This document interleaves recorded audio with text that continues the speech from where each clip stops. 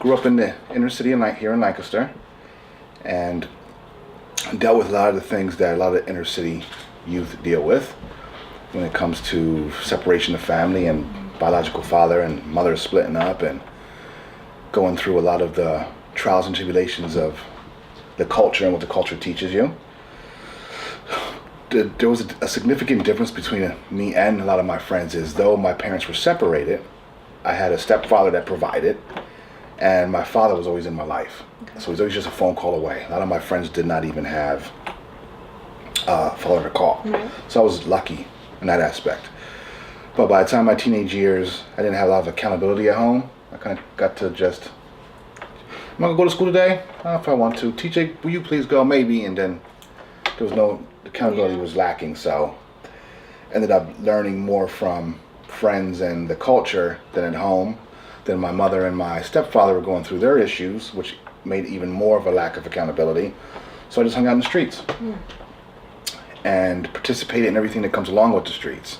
When you come from the inner city and you live in poverty or below the poverty level, we weren't below the poverty level, but we were in poverty, and welfare and all that good stuff. What grabs the youth attention in them environments is things, like flashy things, money. And though it's shallow, that's what it is. So at a young age, I wanted the nice shoes, I wanted the nice clothes, I wanted to dream for the nice car, the nice house, the jewelry and all that good stuff.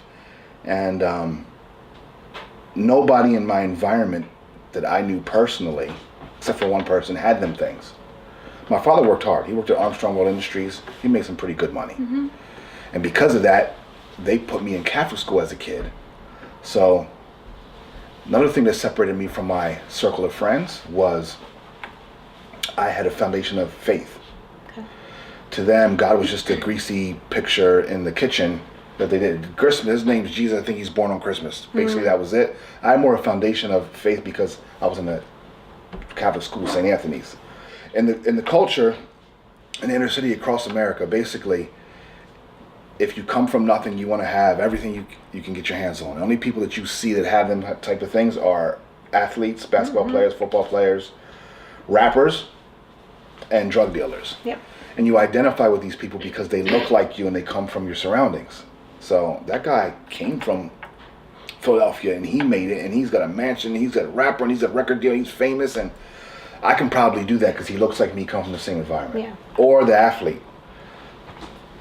Play basketball, play football. If none of them are going to work, then it's the drug dealer. Mm. So I knew nobody in my life that had them things except for one person, which was a well-known drug dealer. So I came up with the conclusion, what most of my friends did, is that we're going to be rappers and we're going to hustle on the side, which means sell drugs. Right. And that's what we, I wanted to say some of us, but when I think about it, all of us did. Some more than others, but all of us, that's what we did. So my goal was to be a rapper. I'm gonna hustle in the streets until I get my record deal where I don't have to do this no more. And I'm only hustling because I want to get things and get out of the environment so I don't have to do this no more. Right. In school, academically, I struggled. So when I worked my hardest, when I really got focused and sat down and studied and worked hard, I got C's. And at this time, and also nowadays, society doesn't really recognize and uplift C's and D's. Yeah. This just is not. I mean, you're not getting into college with them grades, TJ. You're you need to do better, and so college and higher education really wasn't something I believed I could do. Right. Because when I worked my hardest, I got C's. Yeah. I wasn't a good athlete, so I wasn't getting to college through that. There was no money from my parents going to put me to college. So basically, it was like I had to settle for a good job. A good job would pay some bills, maybe a factory job, get lucky, get into Armstrong like my father. And that was basically it. Yeah. And I didn't like that.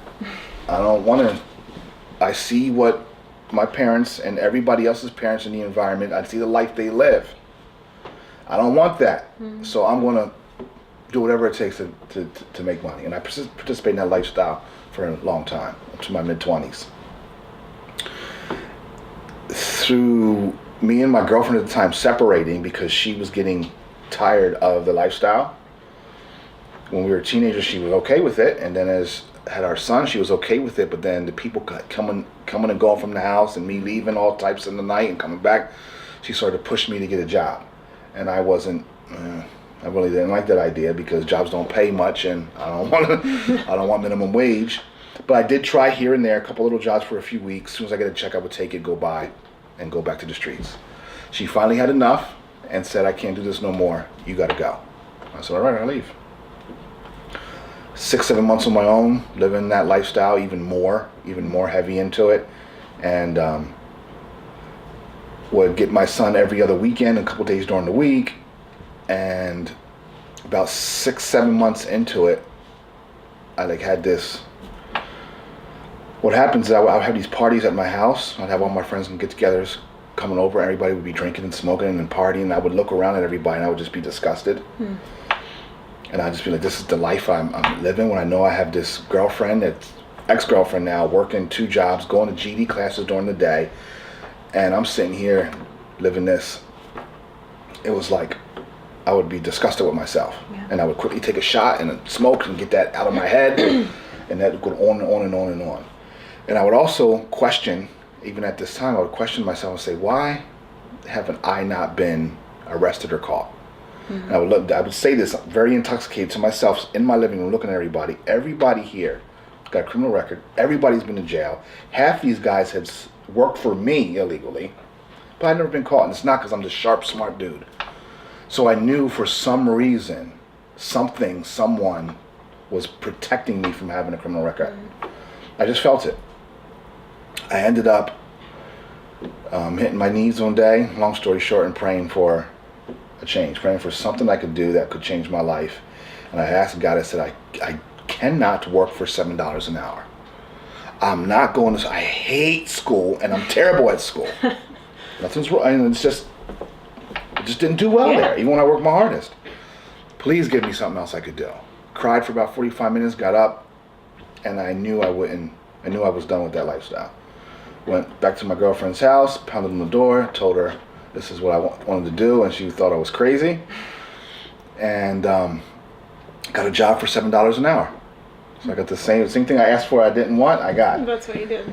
And it was all a journey for me to understand the working man and the working woman, and understand and respect the dollar and respect the working people. Because now I'm sitting in the cubicle calling people for Telstar marketing and trying to upgrade your cable box and getting cursed out, death threats. I'm going to come kill you and your family if you call here again.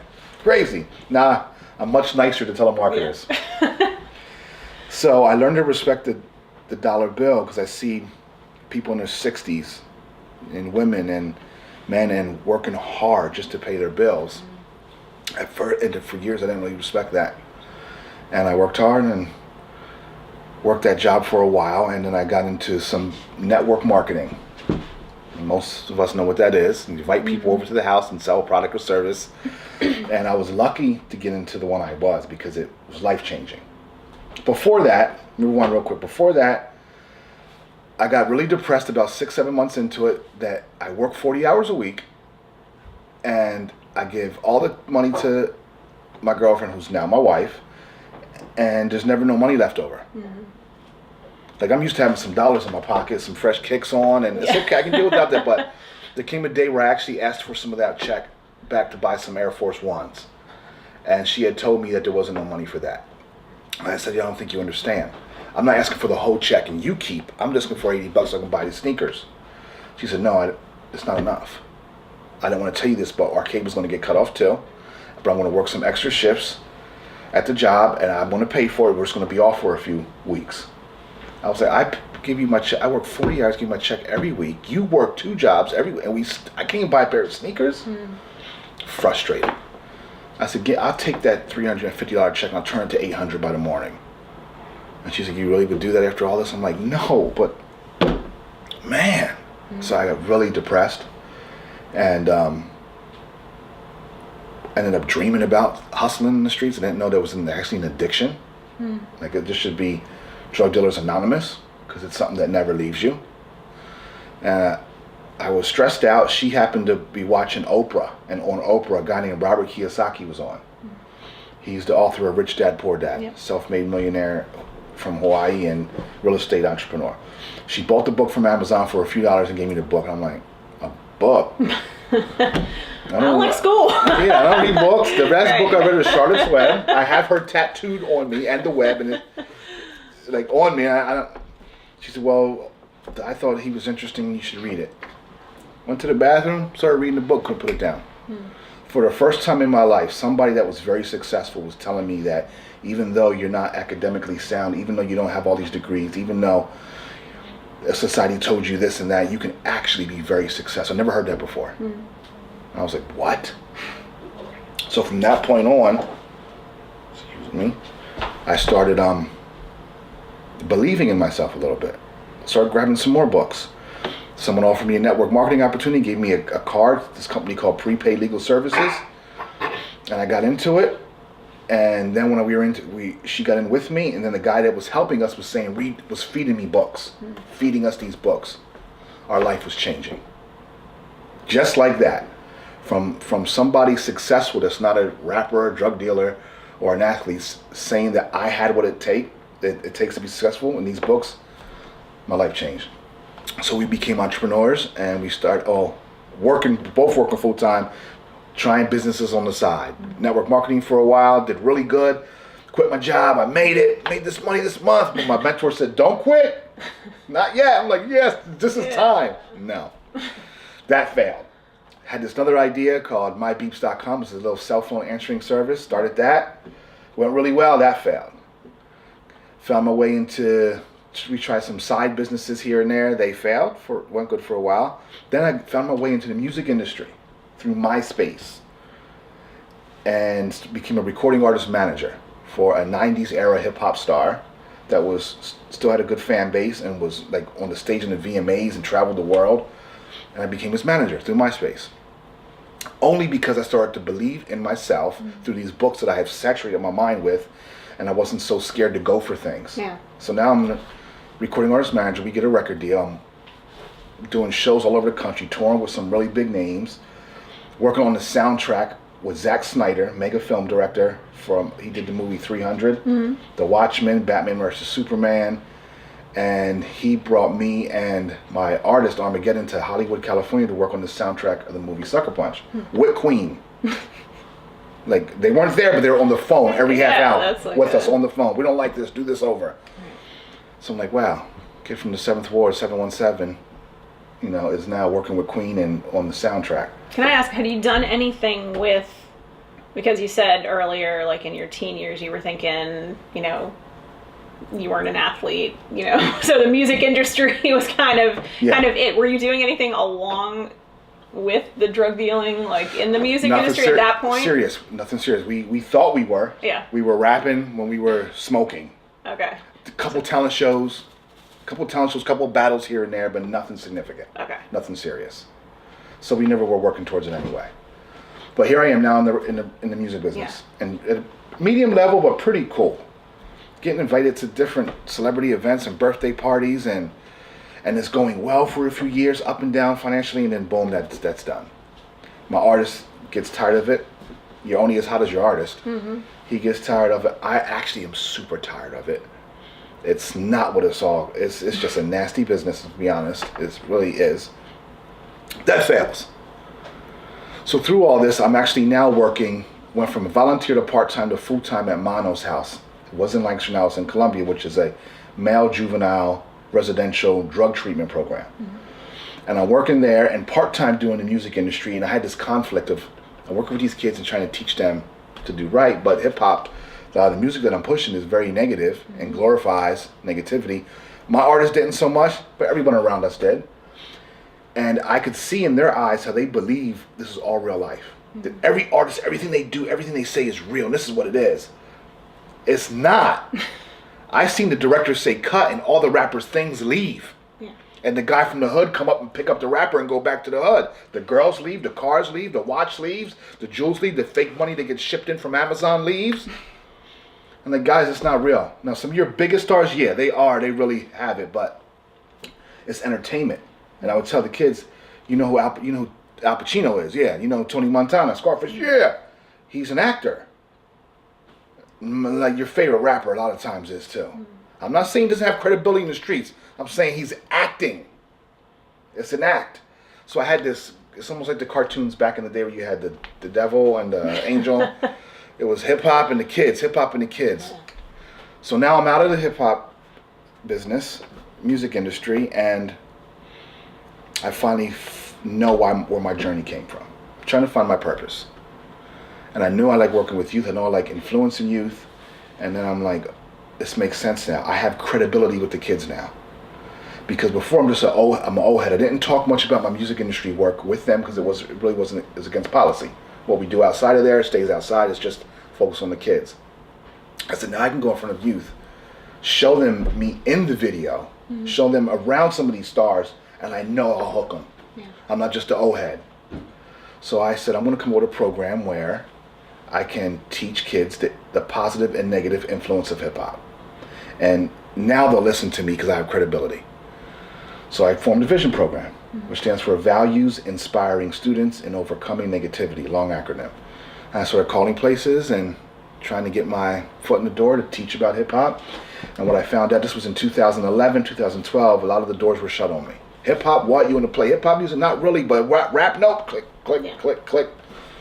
If you're not of the culture and don't know what all you think about is the negative aspects of the music, right? Which I understand.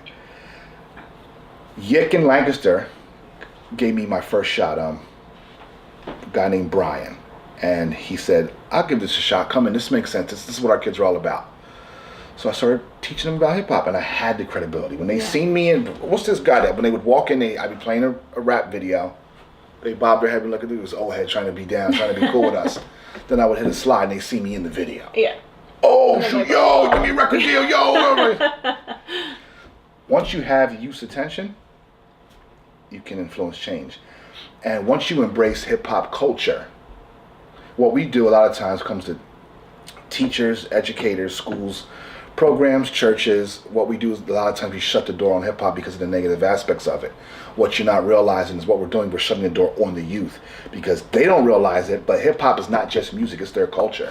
The way they walk, the way they rock their pants, the way they handshake, the way they talk is part of their culture. So when you say no rap in here, none of that, that wall stays up. You're just an old head, you don't get me. So my challenge was to also show educators we need to find a way to embrace it, to bring down that wall to influence change. From then, the vision program started to just really take off. I started going to more detention centers and rehabs all throughout the state. After school programming, it went from hip hop culture training to hip hop culture workshops to entrepreneurship workshops to gang and gun violence workshops to finding your voice is for young women about hip hop culture, how it influences young women, and it kept growing and growing and growing. Then one day a staff member said, you should train staff on hip hop.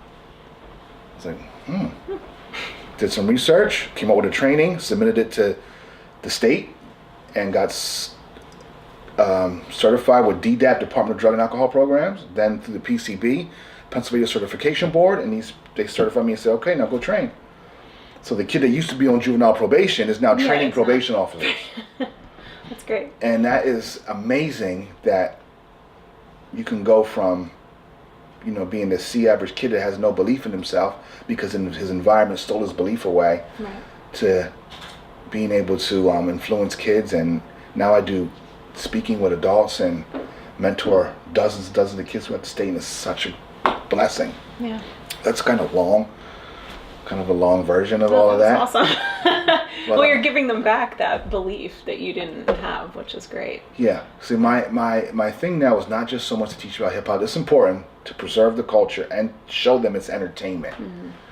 But now I want to be because they believe rapper, drug dealer, athlete. Guess what? No. C-average student. Let's throw him in there too. If you're getting all D's and F's because you ain't doing jack. But if you're working a little bit hard, get C's. If you can get C's now, I say you can do what you want. Mm-hmm. And I never say higher education is so important because that opens the door in America to opportunity. But for some of us, and it's not your way out, because the kids will try to, no, it's not your way. But for some of us, it may not be in the cards, and if it's not, it's okay. Yeah. You can still be very successful. And then once you get the things that you think are successful, you're going to realize that's not success. The things mean nothing. Nah, mister, you don't know. I'm saying. I said, I get that. I remember people used to tell me money's not everything. I said, I'd rather be cry in my Benz than cry in my bucket. You know? But it's not success. Success is purpose. Yeah. Wake up every day doing what you love to do. You know, going to work and it's not work. Giving back, finding your purpose, that's success. So now I know why I'm here.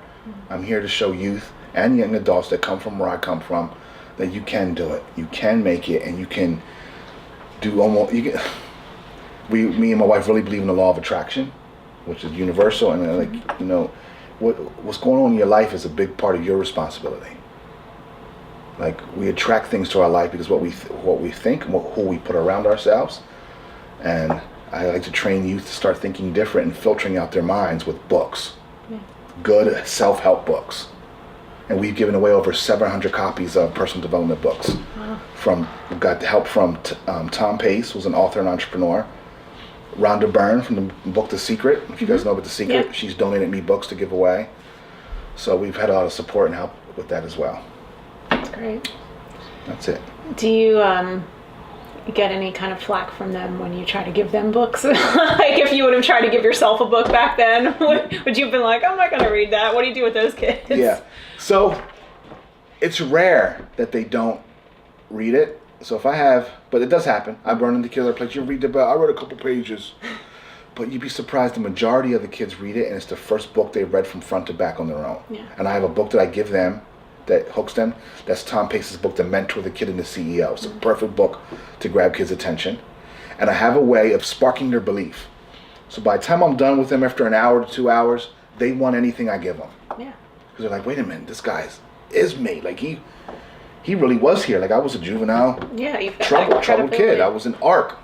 I was on juvenile probation. Mm-hmm. So I use all that. Now I know my journey is to use it to show them that they can do it. Because your environment still steals your belief from you. Mm-hmm. It really does. If you have a kid that, you see, my environment is much different where I come from now. If my son, who's grown now, walks out front and looks to the neighbors, he knows them and knows their careers and they're pretty successful. And the boats in the driveways, mm-hmm. you know, and the jet skis in the driveways and the pools in the yard. And when you come out down on Ann Street and you look to the left and right, there's no driveways. Mm-hmm. There's no boats. There's no pools. There's no careers. They don't even work. Mm-hmm. We're on welfare too. The corner store guy, he owns a business. I don't want to be. Mm-hmm. You have to see it to believe it. Mm-hmm. You have to be around it. If you never see it, it's a pipe dream. Yeah. So who we see is what we see on TV, rappers and athletes, and the guy that drives down Ann Street in the Benz. And they know how he got the Benz. Well, I can do that. Mm-hmm. And he'll help you do that too. So that's my job now, to show them that's miseducation. Stop that cycle. Yeah. Yeah. Do you have any particular stories of kids that like stand out to you that maybe you got really close with, or, you know, accomplished something? So many. I just did a assembly at a school called I Lead in Reading, and it's a great assembly. It's really below 100% below poverty level.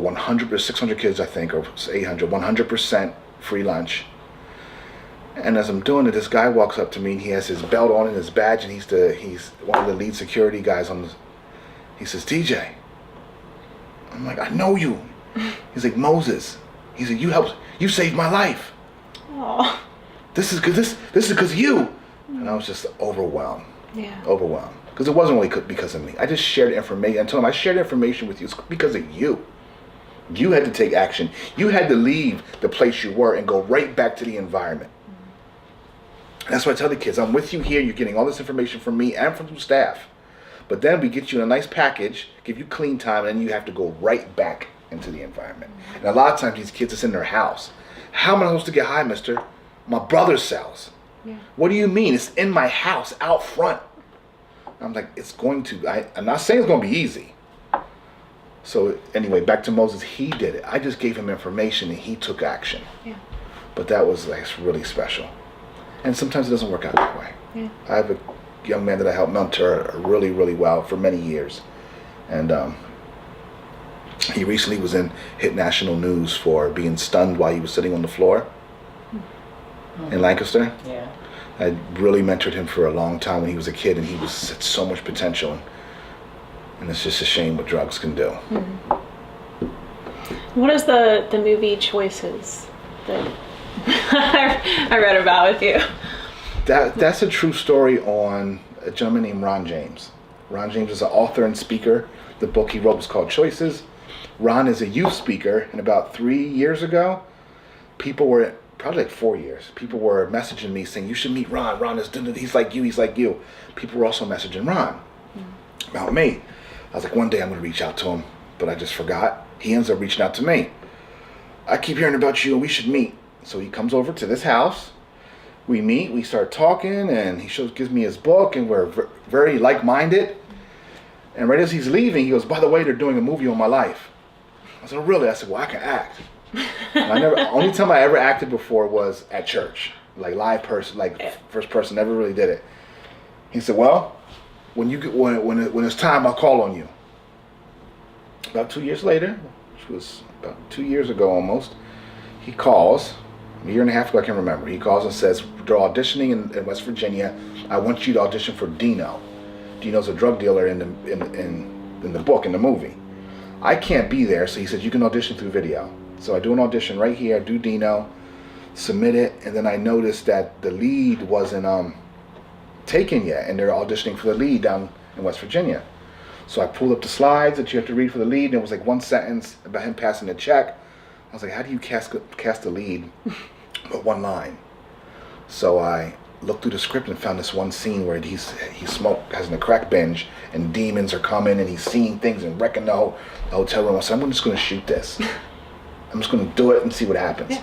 We filmed it, sent it in. Like 24 hours later, I get a call from California, and one of the producers say, hey, we just seen your audition, and we want to offer you the role. And I'm like, well, Dino was easy for me, because that used to be me, but I'm glad for that. He goes, no, not Dino, the lead, Ron James. I'm like, what did I just get myself into? Yeah. He's like, so are you SAG? What's your affiliation? I'm like, I'm not none of that. Like, what's that? And before you know it, I'm signing a contract to go star in an independent film, never acted in front of camera. Now I'm nervous. I'm watching YouTube videos on how to act in front of the camera for hours. My wife says, TJ, stop it. You're driving yourself crazy. If you weren't good, you wouldn't have got it. Stop it. Show up. So I stopped looking at all the videos, and I show up to this, all these people, and I'm supposed to carry this film. And it was a lot of pressure. But it was an amazing opportunity. Yeah. And from what I hear, I did pretty good. Good. That's great. So I like acting a lot. Yeah, so now you're an actor. I didn't know I would like it as much as I do. Yeah. I really enjoy it. I used to make fun of actors. When being interviewed on TV for certain big roles. Yeah, when I took this role and I became them, you get all. I'm like, man, you just take your 10 million until you become somebody, really become them and feel them. Now I get it. It's a serious thing. Like, I felt him lose his mom. I felt all the pain. So now I don't make fun of them anymore. There you go. Add something else on your resume too. That's pretty cool. So what's the next step with a vision? Author. Yeah, it's time for me to write a book for the young people I serve. And I have a title, The Paper Plane Effect. And it's about the power of belief. Law of attraction, the power of belief, a little bit of my story. But I want to put a book in a kid's hand that he can say, wow, I can do it. Even though I don't know my dad. Even though my mom's on drugs. Even though I'm on welfare. Even though I have no money. Even though I have a learning disability. They say I'm dyslexic, I got ADHD, and they want to put me on meds. Even though when I work my hardest, I don't get good grades. Even though I have no money for college, I can still be successful. I want to create that book. So that's next for Vision.